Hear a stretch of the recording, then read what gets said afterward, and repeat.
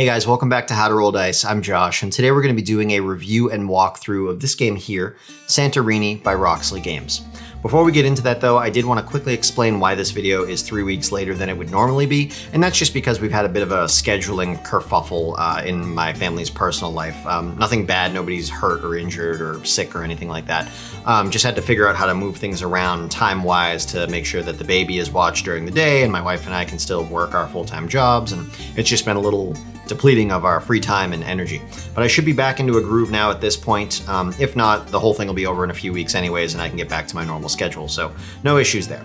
But moving on to Santorini, which is a wonderful game for 2 to 4 players, where those players take on the roles of Greek gods attempting to build and sort of take control of the city island of Santorini, which is an actual city in Greece. This game is actually similar to a 3D tic-tac-toe with Greek god powers built into it.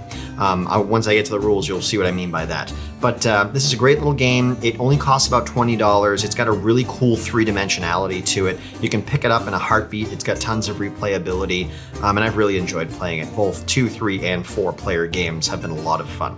And I've also tweaked the rules a bit, not in a way that really I would even consider house ruling, but there are things that you can change or disagreements that you can have with the rulebook that I feel make the game better. We'll get into those in a minute. So, looking at what comes in the box, we have this rulebook here. This is a very large rulebook for what it needs to be, because it's basically just a list of what the different god powers do. The cards themselves have pictograms on them, but for some of the more complex gods, the pictograms don't quite cut it until you know the rule, and then they're just enough of a visual reference to remind you what it is. But considering that the game is so simple to set up and learn, the rules are so few, that's basically just a giant list of god power descriptions. It's a little bigger than it needs to be, but I'm fine with that. Then as far as the actual pieces go, we've got this lovely board here. It's on this cool little 3-dimensional island riser to lift it up off the table. Step 1 to this being a very 3-dimensional game. This is a 5x5 grid that's kind of meant to depict a ruined city. Though it does look like certain sections of the board are walled off from the get-go. That's just design. That has nothing to do with the actual mechanics of the game. We have these very cool 3-dimensional building pieces here. These are sort of what gives the game its really cool 3D chess endgame visuals. You have layer 1 here that's going to be placed directly onto the board. You have layer 2 that will be stacked on top of that. You have layer 3 that's kind of this rounded tower topper. And then you have layer 4, which is this blue dome that goes on top of layer 3. As you can see, it creates a very realistic depiction of what Santorini looks like. If you've never seen the city, it's a very popular city in Greece, a city island. A lot of tourists go there. It's very visually unique. It's got these white clay stone sculpted buildings, all with these these blue domed or painted rooftops. It looks very much like it's depicted here. And so it does a really good job of actually recreating that in the game. We've also got these player pieces over here, 3 different colors: gray, the sort of opaque white, and then blue. Each of those has a guy and a gal. Those are meant to represent your gods that you're moving around the board and building and sort of controlling the board with. And then you have the actual god power cards. Now, these aren't all gods, but they're all Greek mythological figures. So you've got plenty of gods, but then you've also got titans, you've got things like Minotaur, Medusa, some of the muses, you've got Persephone. So just there's a lot of Greek mythological figures that you're going to recognize whether or not they're gods, if you know anything about Greek mythology. So that's everything that you've got in the box. Getting into how to set up the game. The rulebook recommends that you start with sort of a beginner mode where you don't use the god power cards and you just start with a standard game.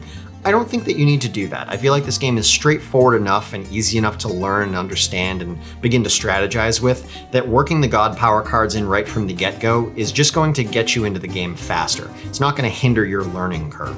So I would recommend starting with the god power cards. It also recommends that you start with a 2-player game. I also don't think that that's necessary. If you have 3 people and you all want to learn it together, go for it. If you have 4 people and you want to learn together as teams of 2 or as a 4-way, which technically the rulebook doesn't say you can do, but I've tried it, it works fine.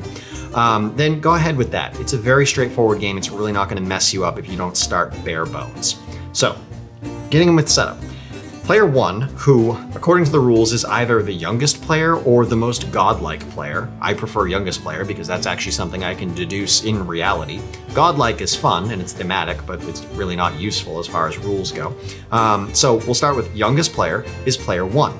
Player 1 is going to go through the God Power deck and pull out a number of God Power cards equal to the number of players. So in a 2-player game, 2, 3-player game, 3, and so on.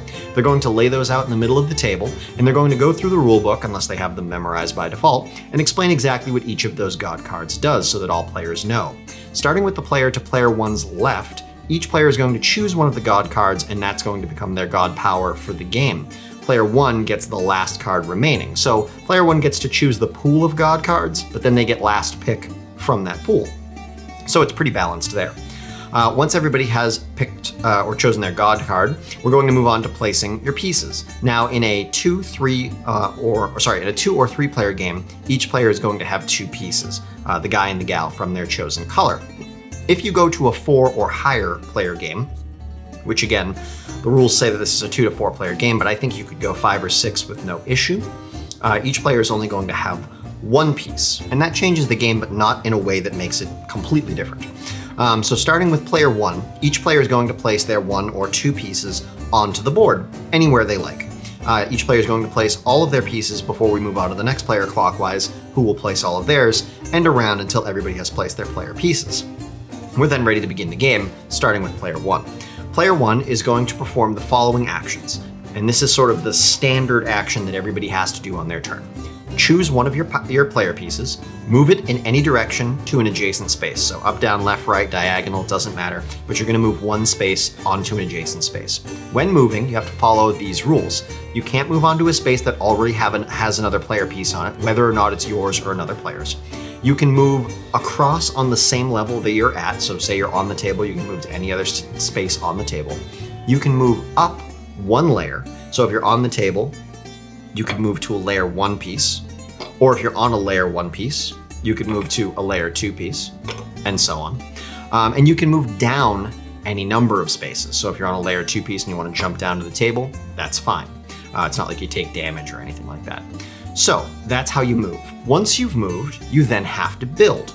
The way that you build is by placing the proper layer onto any adjacent space. You can't build directly underneath yourself, though there is a god that allows you to do that. Normally you can't do it. So again, these are the base mechanics. All of the god powers essentially modify the base mechanics in some way, but we'll get into those after. So after you make your move, you have to build. You build on any space adjacent to you, same way that you could move, up, down, left, right, diagonally. So when you build, it's going to be based off of what's already there. If you're building onto the table, you're going to place a layer 1. If you're building onto a layer 1, you're going to place a layer 2. If you're building onto a layer 2, you're going to place a layer 3. Now notice I'm doing all of this from the ground, the board. That's fine. Building isn't like moving, where you can only go up 1 layer. You can build as high as you like, so you can build from the ground up to layer 3. There's not a ton of benefit in doing that until you get to some more advanced strategy, because it's not like I can just hop up there. I have to go up 1 layer at a time. So building that high right from the get-go doesn't actually gain me the ability to go up there. I still have to climb it, just like a staircase. I'd have to build more buildings. I'd have to add another layer 1, and then go on 1 turn from layer 1 to layer 2, then to layer 3, and by that time somebody's probably gotten in my way, or done the other build, which is layer 4, and placed a blue dome on top of it. Now, why would you want to do that? It's because the way that you win the game is by getting your player piece onto any layer 3. Nobody owns these buildings. Simply building it doesn't make it yours. It's just a building. Anybody can move on to it. So getting any of your pieces to layer 3, you immediately win the game. That's it. That's how you win the game.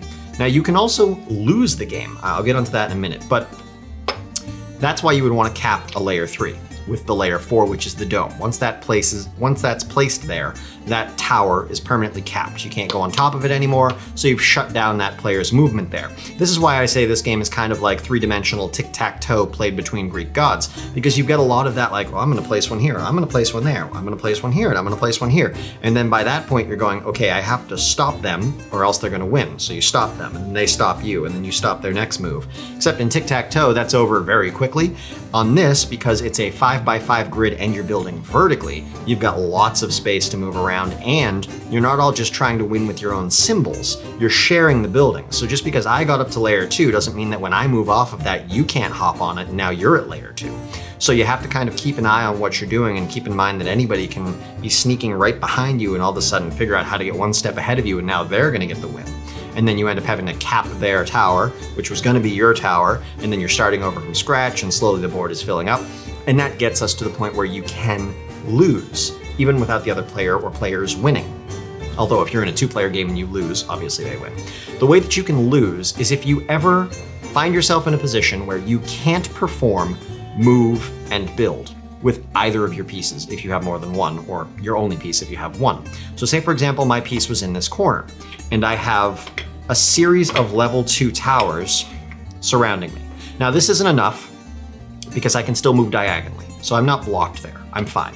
But say somebody, without me paying attention somehow, gets a series of 3 level 2s like that. When I move, I'm only allowed to move up 1 layer at a time, which means I can't move at all. I'm stuck in that corner. Now, if I have another piece somewhere else on the board, I'm fine, because I only have to worry about not being able to move or build with any of my pieces. So I can always keep moving around with this one and I'm good to go. If, however, we were in a one-piece game, say a 4-player game, and we were doing 4-way or teams, doesn't matter, I just lost. I'm out of the game because I had myself in a situation where I couldn't move and then build. The second part of that, of course, is build. If somehow you find yourself in a situation where you're surrounded by blue caps and you can't build anywhere after moving, or you can't build because there are player pieces, say for example, I'm on top of one of these rooftops, and for some reason I move here. Actually, that's a horrible example because I could still build there, but say for example, I found myself in this situation, right? And that's after my move, somehow. I can't build because I can only build adjacent to me. These are both already capped and there's a player piece on that space. The other nice thing about this board is that you can kind of swivel it around and give yourself a 3-dimensional look at things before you actually make your move, which is nice. Kind of a lazy Susan trick. But yeah, so I can't build in that position. So I've actually lost the game again. So that's a little easier to do in a game where everybody only has one piece. It's harder to do when you'd have to lock down both of a player's pieces to make that happen, especially since you don't actually flick it off the board like I've been doing. You leave it there so that if you ever do open up that movement again, they're free to go. You haven't like permanently deleted them.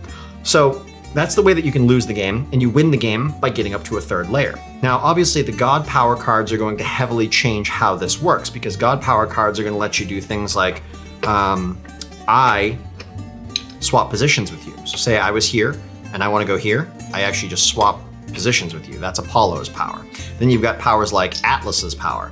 Atlas says when you build, you can build a dome on any layer, not just the 3rd layer. So I can build domes on the ground.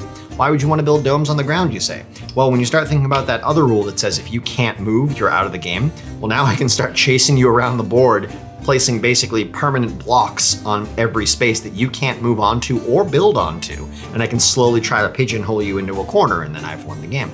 So all of the God powers, which there are quite a few, I want to say there's about 25, maybe 30, are very unique and drastically change what you can do in the game, but only in a very specific way. Another one that I like is Chiron, the ferryman to the underworld. He has this sort of overhead toss ability where prior to moving, he can take you and place you onto the opposite side of him. So if I was here, I would move this piece here, or if I was there, I could throw this piece onto that rooftop. You can do all kinds of interesting things with that. And when you start to mix one player's God power with the other player's God powers, things can get really silly. Some God powers seem a little more powerful than others, but I've found that most of them are balanced. And that sort of brings us back to how the game recommends you sort of baby step your way into the full game. First, it says play without God power cards. Okay, I don't really think that's necessary. They don't change the game enough, but if you really wanted to ease yourself in, you could do that. Then it says only play with the basic God power cards. Those are noted with a pink flower in the bottom right corner. All right, fine. I mean, the difference between the basic and the advanced God powers isn't so much that you wouldn't be able to wrap your head around the advanced God powers, so why not just start with the advanced and the basic mixed together if they're balanced? But again, whatever, start with the basics. Then finally, you have the advanced God power cards that have slightly more complex mechanics to them that you kind of have to wrap your head around a little bit more, but they're all still very straightforward, like Chiron, the one that I just explained where you toss a guy over your shoulder basically. That's an advanced God card. I don't really see that as advanced. I just explained it to you. It makes perfect sense. It's not that difficult to get your head around.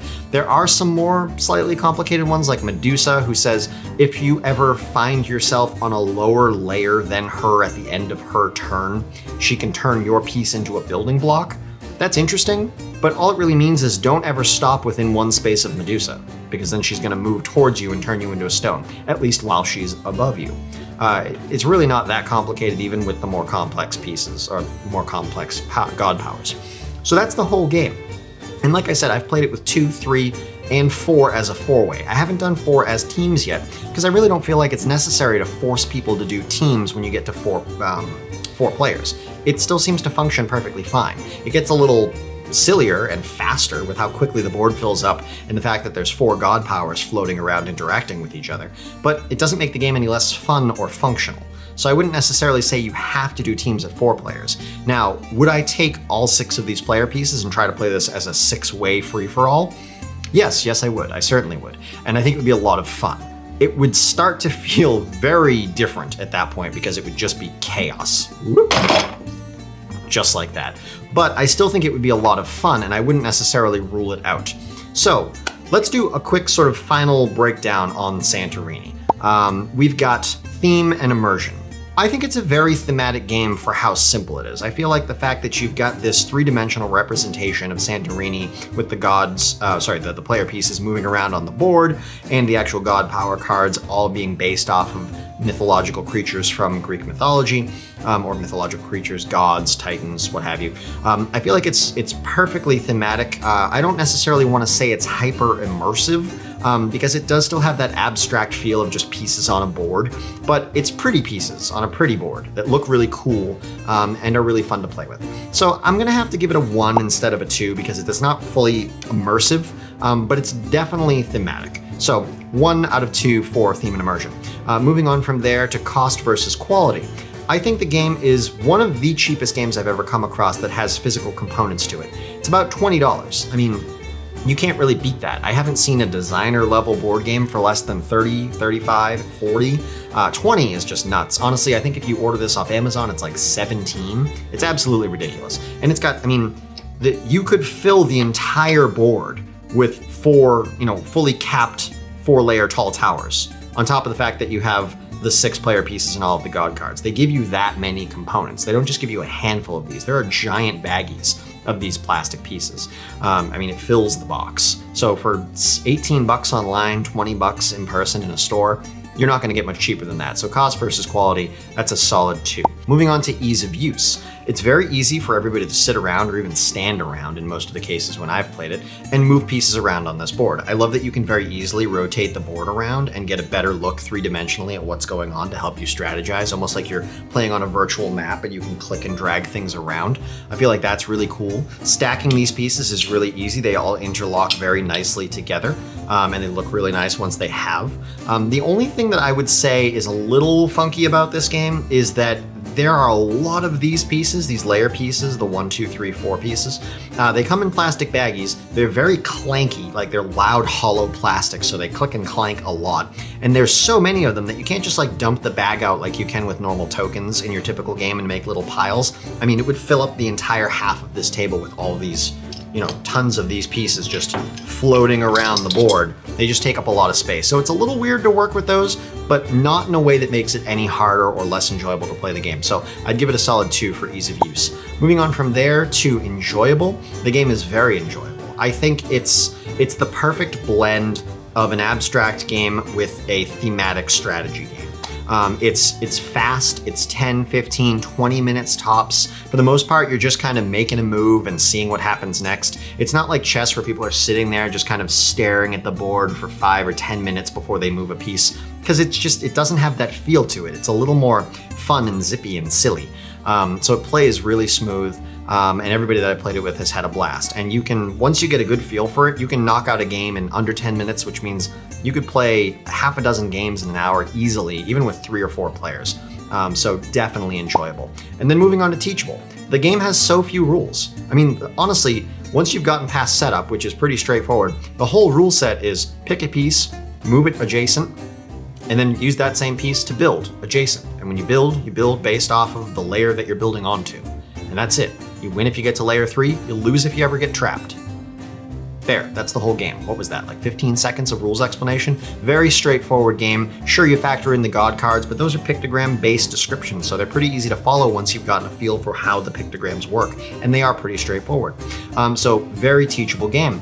So going back down the list, we've got a 1 for theme and immersion, we've got a 2 for cost versus quality, a 2 for ease of use, a 2 for enjoyable, and a 2 for teachable. So I'm gonna rate this game a 9 out of 10. Very solid option. Again, I can see why it's so highly rated as the, sort of the top 2-player game on Board Game Geek. I like it much better as a 3 or 4-player game, but if you had to ask, if you had to whip out a 2-player game, if you said, Josh, today we're gonna play a 2-player chess-like game, what would you like to play? Santorini would certainly be near the top of that list. Now, another game that I'm hoping to review soon is Cairn, and that might beat it out, but we'll get into that when I get a chance to review that game. So, Santorini, I hope you guys get a chance to give it a try. Honestly, 20 bucks is well worth picking this game up and enjoying it with your friends. If you ever get the opportunity to try it, it's a fast play. You could pop in, pop out, learn the game, and play a match in under 15 minutes. It's just a really good game. So, I hope you guys have enjoyed this review. If you haven't yet, please go ahead and subscribe to the channel. It lets me know that you're enjoying the content. Go ahead and click the notification bell and set it to all. Go down below and leave a like or a dislike, and while you're down there, leave a comment. We can have a brief little conversation about whatever it is that you choose we should chat about. And I will see you guys in the next video. Have a good night.